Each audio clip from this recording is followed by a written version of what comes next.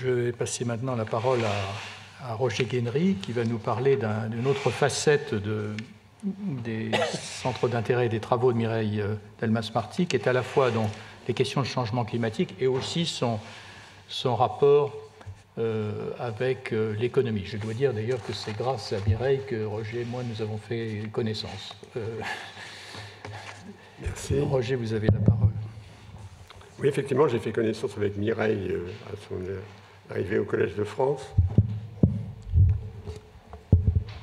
C'est-à-dire en 2003. Et puisque nous étions réunis, nous sommes trouvés réunis au 3 rue d'Ulm, au 5e étage du 3 rue d'Ulm, où les spécialistes d'économie et de droit continuent à collaborer, à se côtoyer. Donc j'ai poursuivi les conversations que j'avais avec Mireille, avec Alain Suppiot, et aussi avec, peut-être dans l'avenir avec Samantha Besson. Le seul problème, donc j'ai eu des échanges amicaux et agréables avec Mireille assez fréquemment, mais le seul sujet sur lequel nous avons vraiment échangé, c'est le problème du climat. Mireille s'est intéressée au problème climatique à partir du milieu des années 2000, et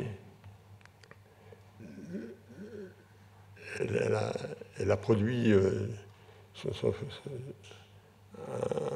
un épuscule sur le dérèglement climatique, un défi pour l'humanité, qui est apparu en 2015, juste avant la conférence de Paris. Et donc, nous avons été amenés à échanger dans la période précédant cet opuscule. Je veux dire un mot moi-même sur mon intérêt, mes raisons de mon intérêt pour le problème climatique. Alors oui, avec Mireille, on a seulement échangé sur le problème climatique. Je me rends compte qu'elle a aussi elle s'est intéressée également au problème de la globalisation économique, qui est un problème qui pourrait m'intéresser également, mais sur lequel nous n'avons pas communiqué significativement. Un petit mot sur mon parcours sur le débat climatique. Dans le problème climatique, je me suis intéressé au problème du climat après la signature du protocole de Kyoto en 1997, et j'ai participé à des colloques organisés par des climatologues qui ont exposé le tableau sur lequel nous devions nous coordonner. Donc mon intérêt date du début des années 2000. Des années 2000, c'est aussi une date auquel j'ai été nommé au Conseil d'analyse économique. Le Conseil d'analyse économique est un comité d'experts économiques placé auprès du Premier ministre qui réunit des économistes de sensibilités différentes et de compétences différentes et qui remet des rapports au Premier ministre pour éclairer la décision publique. Donc, mon premier rapport au CAE, au Conseil d'analyse économique, et j'étais justement sur Kyoto et l'économie de l'effet de serre. Il a été remis au Premier ministre en 2003. L'ouvrage a été... le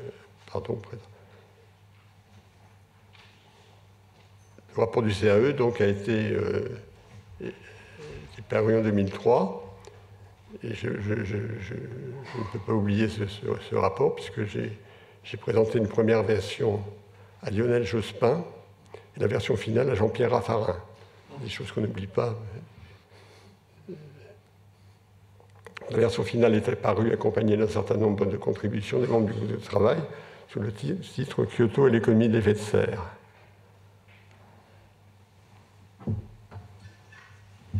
Voilà le rapport. Vous voyez, c'est un rapport, il y a d'abord un rapport, il y a ensuite des commentaires, et il y a ensuite des compléments, qui sont des contributions des membres du groupe de travail. Un mot également sur mon intérêt pour sur mes écrits ultérieurs sur le changement climatique. Ça inclut des articles de recherche. J'ai écrit sur calcul économique et développement durable en 2004 dans la revue économique. économie intuition, l'intuition écologique contre la raison économique, dans un autre article scientifique paru dans le Journal of Public Economic Theory. Vous avez sur la gauche là un ouvrage qui est paru à MIT Press 2008 et qui regroupe des contributions à un colloque que j'avais organisé avec Henri Tulkens. J'ai aussi écrit un certain nombre d'ouvrages grand public, donc 2 économistes face aux enjeux climatiques avec Nicolas Stern en 2013. Et ma dernière publication est cet ouvrage qui s'appelle Pour une politique climatique globale. Blocage et ouverture. Donc vous voyez bien que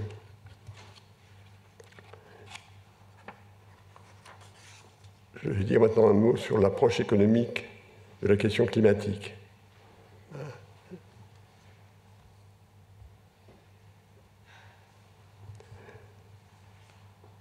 Donc 2 questions étaient au centre du débat. Premièrement, l'optimisation de la politique climatique. Quels objectifs de réchauffement faut-il viser? Par exemple, à la fin du siècle, faut-il viser 1 degré en 2100, ou 3 degrés, ou 1,5, etc. C'est une question, évidemment, qui a donné lieu à des grands débats. Les économistes ont pris d'abord un point de vue normatif. C'est ce point de vue, celui du dictateur mondial bienveillant qui va déterminer la politique optimale. Donc c'est en quelque sorte une approche, si je prends le vocabulaire de Mireille, d'universaliste. Et la méthode, c'était de faire du calcul coût-bénéfice standard, dans lequel on a un modèle qui décrit l'évolution de l'économie sur un siècle ou 2, et sur lequel ce qu'on appelle un Integrated Assessment Model, et sur lequel on fait calcul économique standard, c'est-à-dire on compare les coûts de la politique climatique avec les bénéfices. Et une référence sur le sujet est le modèle DICE, qui est les travaux de Nordhaus, qui a été récompensé d'ailleurs pour un prix Nobel pour son intervention sur le sujet.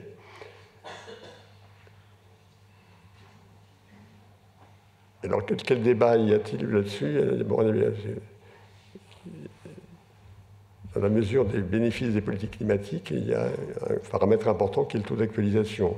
Est-ce qu'on donne, à quel point, avec quel poids on donne aux bénéfices pour les générations futures?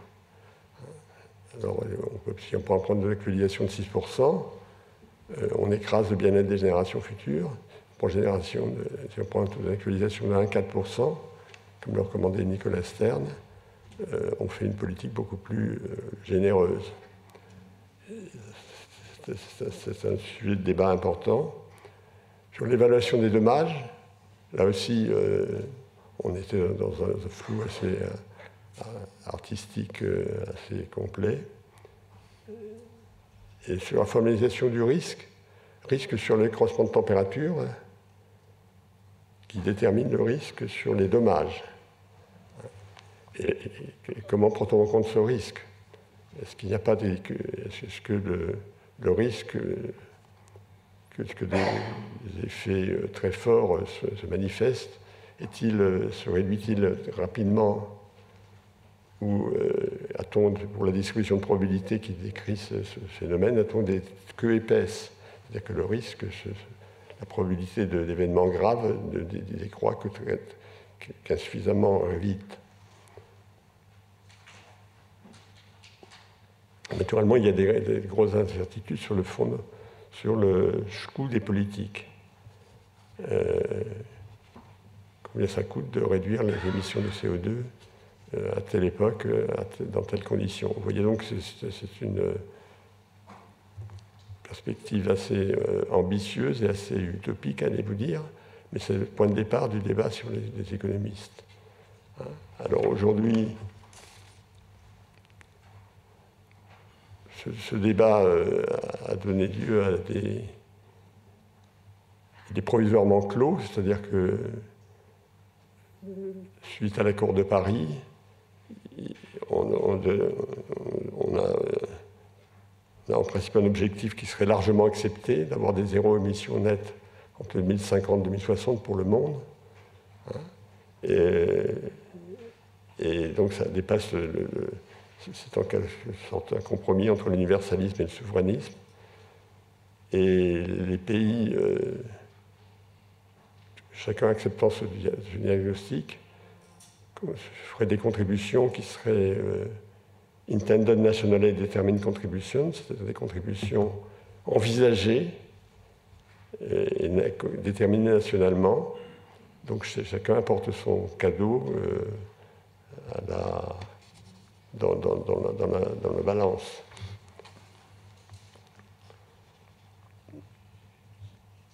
Alors, deuxièmement, il y a des débats, bien sûr, du point de vue des économistes, sur l'approche économique de la politique climatique. Il y a des débats sur les outils de la politique climatique.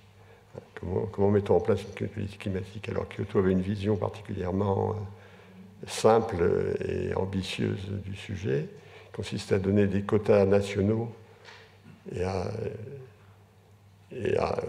permettre aux États-nations d'échanger ces quotas sur la base d'un prix du marché du carbone.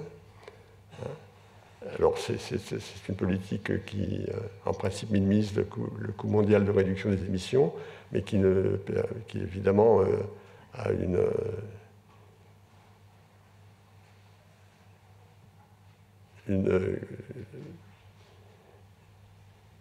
qui n'est pas naturellement universellement accepté, hein, c'est pas Pareto qui est efficace, il faut d'abord déterminer les quotas nationaux. Comment détermine-t-on les quotas nationaux?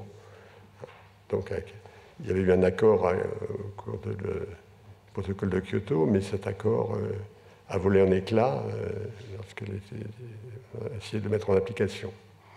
Donc il y a des problèmes liés aux politiques climatiques, il y a des problèmes distributifs assez considérables. Qui va porter le poids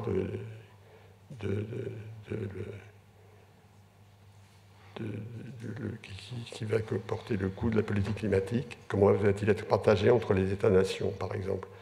De même qu'au niveau d'une nation, comment va-t-il être partagé entre les groupes sociaux?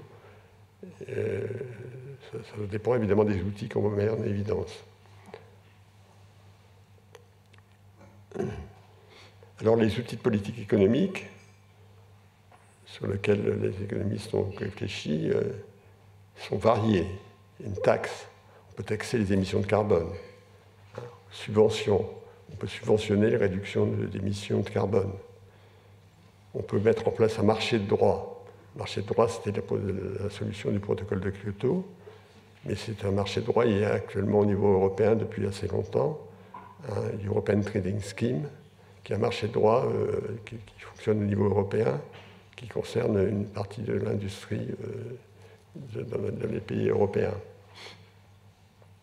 Il y a aussi des réglementations. Vous pouvez interdire des véhicules non électriques.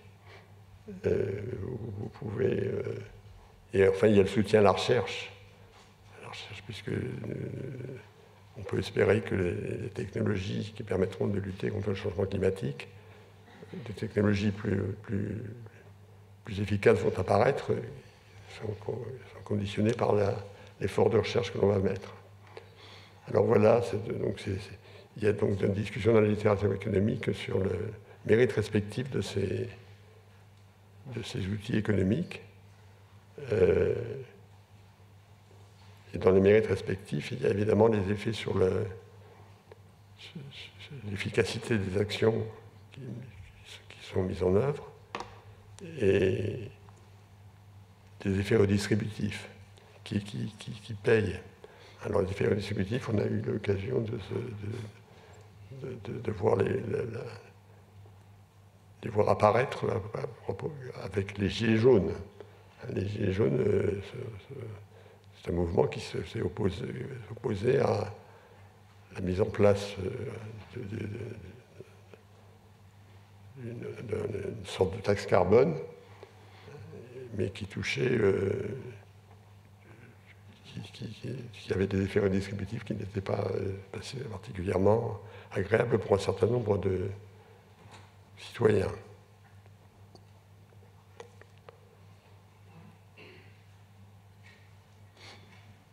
Alors, il y a évidemment, il reste des coûts variables pour les émissions.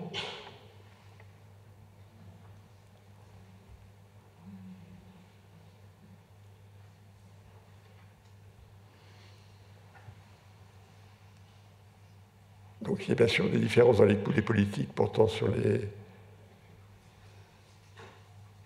INDC. Et si on réfléchit, il est utile pour coordonner ces politiques d'afficher un prix fictif du carbone dans un pays. En particulier en France, on a la politique est en principe adossée à une valeur d'action climat qui varie en France de 90 € la tonne de gaz carbonique en 2020 à peu près, jusqu'à 500 ou 700 € en 2040. Et qui détermine, c'est sur la base de ces... On commence par réduire les émissions les moins coûteuses, et ensuite on passe aux émissions les plus coûteuses en suivant l'accroissement de ce prix du carbone. Et donc il y a toute une série de travaux qui ont fait des propositions qui ont été retenues. Les chiffres que je vous donne sont approximatifs, mais ça vous donne une ordre de grandeur. Différence entre les valeurs de la tonne de carbone aujourd'hui et les valeurs de la tonne de carbone en 2050. Alors voilà, donc ceci nous amène à faire là le lien avec le point de vue juridique. Hein. Voilà donc l'opuscule auquel j'ai fait allusion tout à l'heure, qui est produit par Mireille avec Luca D'Ambrogio, Caroline Deveau et Katia Martin-Chenu. C'est donc qui précédait la mise en place de la COP de Paris et qui présentait 12 propositions juridiques pour la conférence sur le climat. Alors je vais reprendre un petit peu ces propositions et les mettre en regard de... Je vais reprendre certaines de ces propositions, je ne vais pas les prendre systématiquement toutes. Hein, vous pouvez consulter cet opuscule. Donc le regard juridique, j'ai repris un certain nombre de propositions qui sont faites dans cet opuscule. Rendre opérationnel le principe de responsabilité commune mais différenciée. Tout le monde est d'accord que le changement climatique, il y a des responsabilités communes, mais elles sont différenciées. Elles sont différenciées en particulier par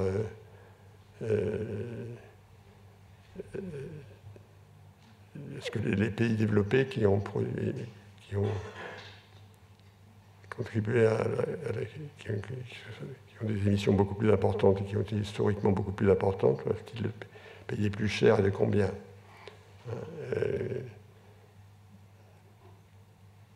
Donc il y a une discussion juridique de la mise en œuvre de ces responsabilités communes mais différenciées.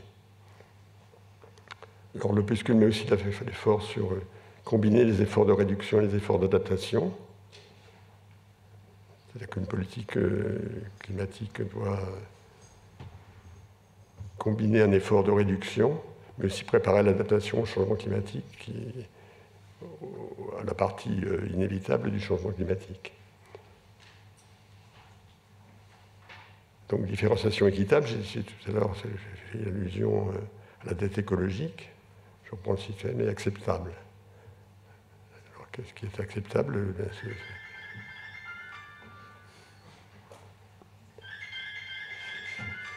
ce que l'accord de Paris est un accord qui, en principe, mettait en exergue des dispositions acceptables par tous. Alors, dans les autres propositions de cet opuscule, sur lesquelles je vais revenir, il y a dit aussi la responsabilité sociale des entreprises transnationales. Alors là, c'est un objectif qui se rapporte à la mondialisation et pas uniquement aux problèmes climatiques. Intégrer les enjeux socio-économiques dans le droit international économique. Je vais donner un exemple qui est repris.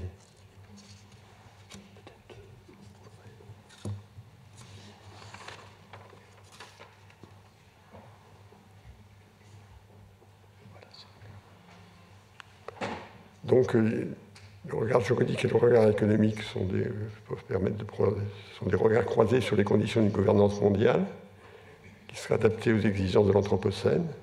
Et ce double regard est évidemment nécessaire sur les deux chapitres que je viens de mentionner pour penser la réglementation des entreprises multinationales, pour introduire les enjeux environnementaux dans le droit international. Alors, je vais revenir sur l'intégration des enjeux environnementaux dans le droit international en prenant comme exemple les règles de l'Organisation mondiale du commerce. Qu'est-ce que c'est? Il y a un certain nombre de gens qui avaient préconisé une violation des règles du libre-échange qui consiste à autoriser une taxe carbone aux frontières lorsque vous êtes un pays vertueux. C'est-à-dire lorsque vous êtes un pays vertueux, c'est-à-dire que vous avez une politique climatique vigoureuse. Et naturellement, cette politique climatique porte le risque que les secteurs mis à l'épreuve aillent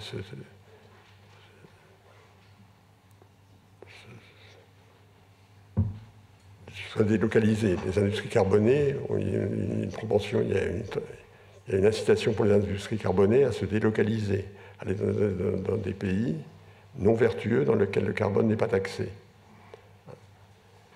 La manière de se protéger de ceci, c'est de taxer les importations des pays non vertueux. Ceci est contraire aux règles de l'OMC. Et moi, j'ai plaidé pour cette solution. Et dans l'opuscule que je viens de dire, cette solution est reprise par Mireille et ses co-auteurs.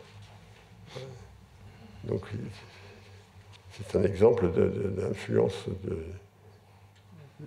d'introduction des enjeux environnementaux dans le droit international. Alors, je veux dire que le problème d'une taxe carbone aux frontières, c'est séduisant, mais ce n'est pas très facile à mettre en œuvre, parce qu'il faut essayer de... C'est pas très facile de mesurer la contenu en carbone des importations que vous taxez. Mais je crois que c'est un exemple, malgré tout, assez caractéristique d'une interaction entre le point de vue économique et le point de vue juridique. J'espère vous avoir convaincu que le point de vue juridique et le point de vue économique doivent nécessairement interagir, parce que les économies sont des idées très précises sur ce qui... idées très précises, mais ce n'est pas nécessairement unanime. Le débat sur la politique climatique souhaitable a vu des oppositions très vives entre économistes. Mais ceci est évidemment un input nécessaire à la réflexion juridique. Et c'est ce que je voulais souligner dans cette intervention.